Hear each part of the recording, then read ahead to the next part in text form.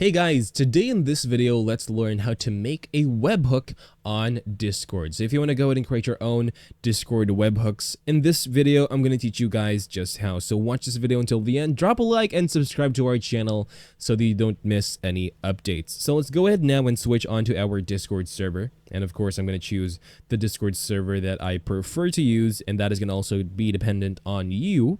What I want you to do next, once you have already chosen your preferred Discord server, is to tap on the server settings located right here. So I'm going to tap on this drop down on the upper left corner of our screens and tap on server settings. And once you're already here, I want you to also tap on integrations.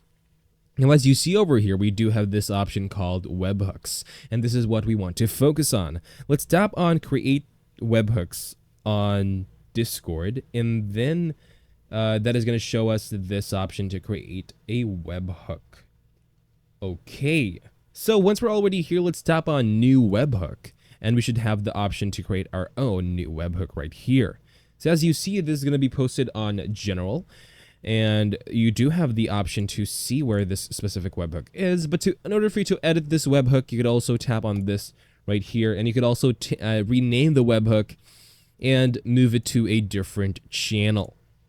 And you could also copy the webhook URL if you prefer to, but that is how you guys could create your own webhooks on your own Discord servers. And thank you guys for watching this video. I'll see you guys on the next one, and take care.